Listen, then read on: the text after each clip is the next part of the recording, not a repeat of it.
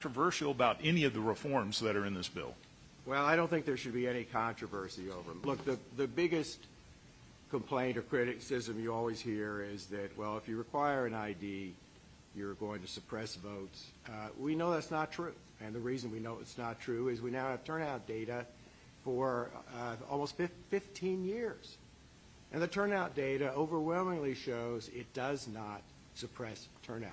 The National Bureau of Economic Research released a study in 2019 looking at turnout across all 50 states from 2008 to 2018 to compare states with ID to other states without ID, and said it clearly has no negative effect overall or for any group defined by age, gender, race, or party affiliation. Just this year, a new study was published in the Proceedings of the National Academy of Sciences, in which they took a look at this claim that has been made by some that, for example, voter ID laws benefit the Republican Party and hurt the Democratic Party because it somehow disproportionately keeps people out of the polls. They studied elections from 2003 to 2020 and looked at state-level races, governor, state legislature, congressional and presidential races. It actually slightly gave an advantage, apparently initially, to Democrats. That disappeared by 2012, according to the study, so it doesn't hurt either party. And in fact, they said the one thing they saw consistently across the board was it increased turnout because it apparently motivates and mobilizes the voters of both parties. So people from both parties want to make sure that their votes are counted and that Yes. their votes matter, and that's why this is important. Mr. Chair, I yield back the time that I have already exceeded, and I hope we have several more hearings on this bill as we go forward because it's very important. The gentleman yields back. The ranking member of the committee, Mr. Morelli, is recognized for 5 minutes. Thank you, Mr. Chairman. I do want to point out one thing which I think is statistically relevant, which is while November 22 turnout numbers were similar to 18, there was a dramatic difference in race. Nearly 9% higher voter turnout among white voters than non-white, and that is higher than any general election disparity in the past decade, roughly 50% higher in the previous two midterm elections. So we actually believe that this new law, SB 2020, has affected turnout. White voter turnout has gone up. Non-white voter turnout has gone down pretty dramatically. If black turnout was the same as white in the last election, 176,000 more black voters would have voted in Georgia. So we think it's the legislation effect is exactly what was intended, which is to reduce turnout among people of color. I want to I'll take Mr. Loudermilk's lead on this. Ms. Woolard, did Joe Biden win the 2020 presidential election? Yes, sir. I was an elector for him. Ms. Nuruddin, did Joe Biden win the 2020 presidential election? Yes, sir. Mr. Van Spakowski, did Joe Biden win the 2020 election? Yes. And Dr. Ruth, did Joe Biden win the 2020 presidential election? Yes. Thank you. I do want to if I can start, Ms. Woolard, one of the provisions in SB 202, that provides for unlimited voter challenges, which is interesting, allows any Georgia voter to challenge without any requirement of concrete, as I understand it, or particularized knowledge, the eligibility of an unlimited number of county voters, which I would assume places a significant burden on county boards of elections, because they have to then do an investigation. I think it's within 10 days. So are you able to explain the challenge process and whether or not that does present a burden to election administrators? Yes, I'll try to do it as quickly as possible. Once we receive notification of a challenge from an individual, and that can come in any way, right? You know, letter over the transom, email, any kind of database, anything. There's no parameters in that legislation. We have 10 days to investigate the claim. We have 10 days. Within that 10 days, we need to set a hearing date, and we need to notify all the people who've been challenged.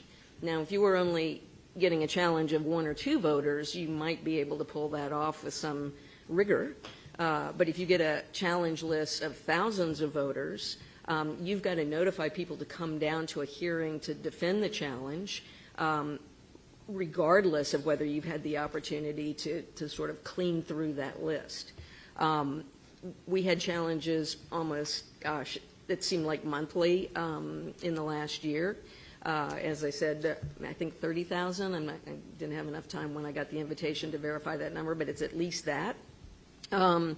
Once we do that, then our staff have to go through and look at every single name and address and see what the basis of the challenge was, and then try to ascertain what was required and what to recommend to us.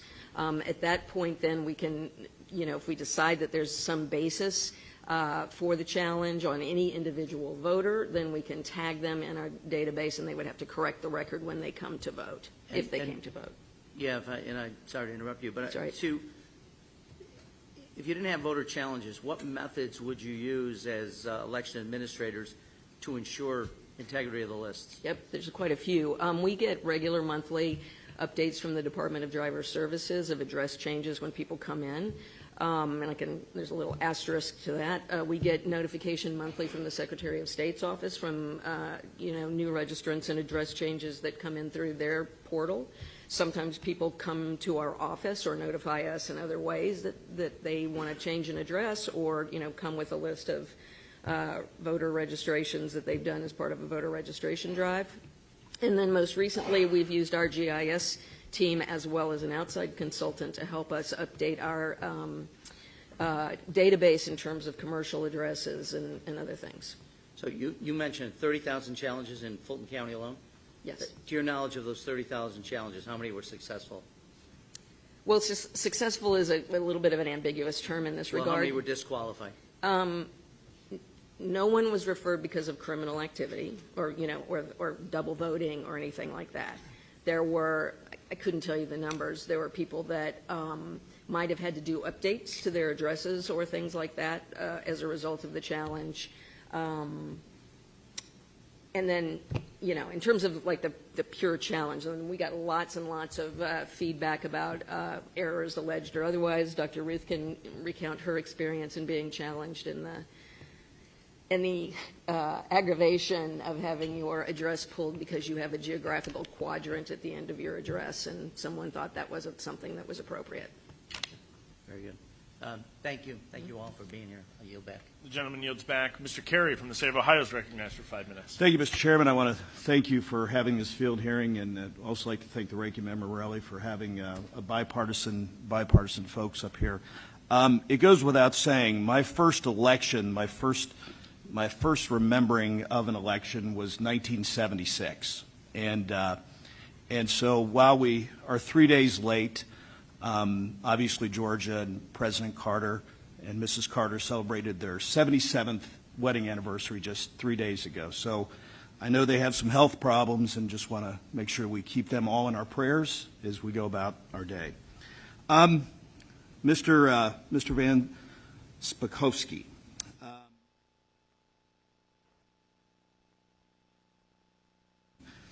From 2020 to 2022 elections, states have utilized something known as Zuckerbucks. Originally, they were meant to help election officials administer elections. Now, some would say they really have been used for partisan get out the vote purposes. Can you talk about some of the effects these Zuckerbucks had in the 2020 election? And do you know how it affected Georgia in any particular way? Sure, there was about, by the way, my last name, a typical name for somebody from Alabama. There was around $450 million suddenly contributed as tax-deductible donations to a small nonprofit that in the past had a budget of $1 million. And then they suddenly started giving huge election grants to election offices. This has never occurred before in American history. And while they claim it was bipartisan, actually the money overwhelmingly went only to large urban districts that were strongholds for Democratic candidates. They would give very small amounts of money to other more rural counties, but the money overwhelmingly went there. This was a get-out-the-vote effort by moving the hard dollars, which have to be accounted for under federal campaign finance laws. And I used to enforce those laws as a member of the Federal Election Commission.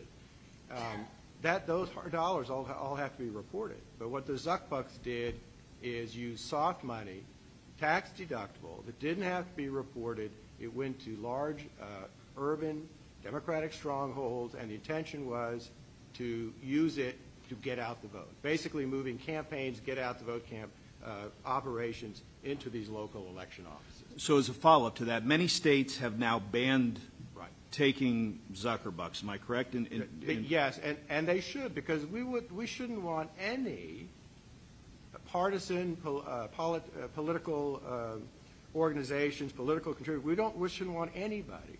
I don't care whether they're on the right side, the political aisle, or the left side, contributing money to the government officials who are supposed to be administering the election. That should not be happening. Now, in our legislation, I believe we end this tax exemption that would be given to those organizations. Okay. Mrs. Noureddin, in 2020, Georgia was inundated with mail-in ballots. They were received before the election day and on the election day, in some cases several days after the election. And thank you for your son's service to our country, by the way. Can you talk a little bit about your experience on the board receiving ballots after the election day had passed? And we only have a minute, so. Can you check your microphone? If you're asking if it occurred, yes, it did. Well, let me ask you this. So realistically, and again, we only have about a minute, realistically speaking, when should the cutoff day be for a jurisdiction to receive a mail-in ballot? Election day. It should be Election Day. Do you think it, in any way, shape, or form, decreases voters' confidence in our election process when election boards are receiving ballots weeks after the election? Well, unfortunately, they can't control the ballots that come in late. Yeah. So what's your question relating to late I just, ballots? just in general. I mean, do you think that voters will view that if ballots are coming in weeks and weeks afterwards, that, do you think that lessens voters' confidence in the election process? I think if a person believed that they voted an election and didn't, it Yeah. would negatively impact the confidence of all of us. Okay. Well, I want to thank all the witnesses for coming here today, and I think you've done a very good job so far. So thanks so much. Mr. Chairman, I yield back. Gentleman yields back. Ms. Sewell is recognized for 5 minutes. Thank you, Mr. Chairman. I want to thank everyone for being here today. I have the great honor of representing my hometown of Selma, Alabama, where John Lewis and so many amazing foot soldiers shed blood on a bridge in that hometown for the equal right of every American to vote. I think that I agree wholeheartedly that the issue of voting and election reform should be bipartisan. It shouldn't be partisan. And I am honored every day to carry the seminal piece of legislation, the John Robert Lewis Voting Rights Advancement Act, which would actually restore the full enforcement of and protections of the Voting Rights Act of 1965. You know, what I think is most distressing is that we focus on the turnout numbers. And Ms. Bullard, I know that all eyes were on Georgia during the 2022 both midterm as well as the presidential election. And there were great turnouts. But as my colleague pointed out, many of those turnouts were disproportionately by white voters, not black voters. And can you talk to us a little bit about the impact of that? See, I truly believe that that it wasn't because of SB 202, but rather it was in spite of 202, African American voters came out and voted in record numbers. Can you share a little bit about what you think the impact of 202 was with respect to voter turnout and voter access? Well, it's a big question. I think those numbers speak for themselves. You know, we've had very exciting elections in the last few years here in Georgia, and lots and lots of attention, lots of money has come into the state to mobilize voters. All of those things are not things I've participated in recent years. I think that some of the things that we've seen in terms of lack of access to the drop boxes created lines and congestion around our polling places. Wasn't it true that in the areas, the counties that African Americans mostly live, Fulton, DeKalb, and Gwinnett, had a reduction of drop boxes from 37, 33, and 24 respectively to 8, 5, and 6? Doesn't that mean that African American voters have to either wait in longer lines or have a more difficult time getting to the polls? Well, I think those numbers are correct, and I think it makes it difficult for everybody to have the opportunity to vote. I think that the changes in when people can apply for absentee ballots disproportionately impacted people who have challenges already in terms of getting those things out, not connected to the internet, maybe having some difficulty in just understanding how to process these many, many different changes that go on. And, you chip away at those things little by little by little, and then it tends to add up. I also think that the 2020, the 202, SB 202, also has a election reform provision that allows the state to take over county boards of elections if they see fit. Dr. Roof, do you think that that is a reform that should be nationalized? I think that my colleagues with their American Confidence in Elections Act is trying to really nationalize a lot of these voter suppressions. Can you give us any insight as to whether or not it's necessary for states to take over county boards of elections?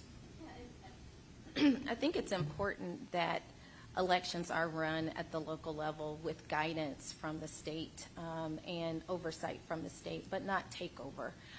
We experienced that with Georgia and Fulton County, and what I appreciate from the board is we work together in a bipartisan way to ensure that in the oversight of elections, working with our department to ensure that we were in compliance. And so the performance review was very helpful for us, I would say, in ensuring that we are addressing the errors, the inconsistencies, and making sure that we're updating our systems and Thank you. I just want to reclaim my time. I want to enter for the record a unanimous consent to enter the Brennan Center for Justice's December 2022 report, Georgia's Racial Turnout Gap Grew in 2022. Can I please? Without objection. In conclusion, I just want to say, Mr. Chairman and Ranking Member, I do believe that we should be trying to work together, Democrats and Republicans, to do election reform. I think all of us can see that there are holes and gaps in the process, but I think that in doing so, what's really also important is that we increase voter access to the ballot box, that we're not intentionally or unintentionally, inadvertently, making it harder for certain populations to vote. I think that that's why we see so much polarization when it comes to that. But I want to just end by saying that I think that we would all do a lot if we could sit down at a table together and really honestly talk about election reforms. I hope that Chairwoman Lee and I can do that sometime very soon. Thanks.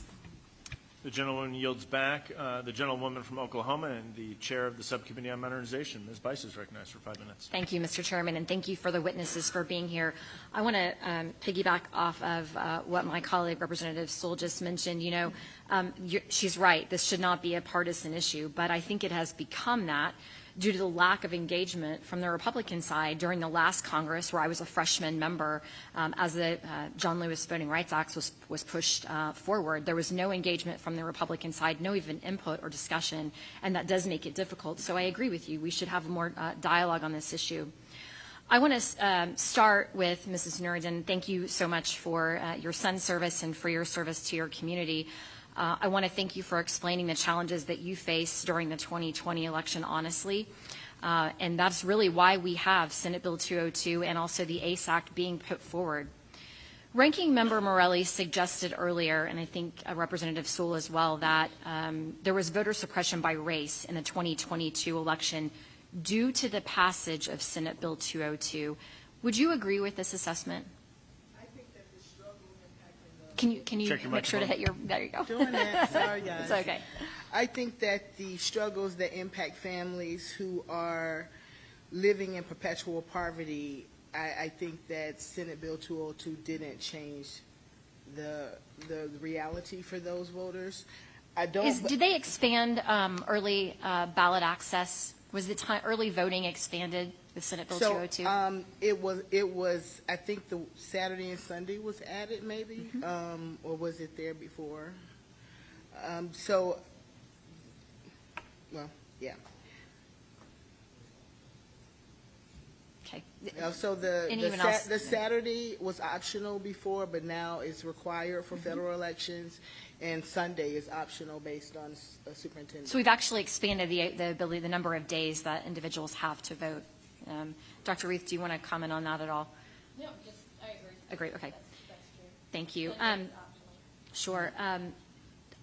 Ms. Willard, I want to follow up on Mr. Carey's line of questioning. You mentioned that you receive no federal funding, very little state funding. How are you funding your operations? Are you taking any money from outside entities to help run these elections?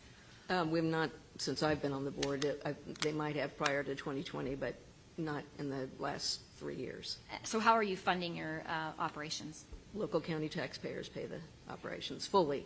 Okay.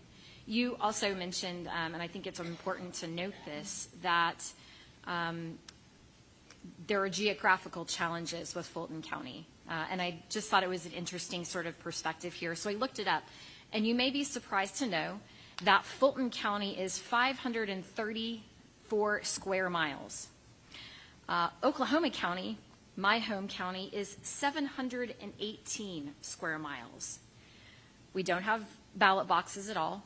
We have no fault absentee ballots, where you have to have an absentee ballot notarized before you send it back in.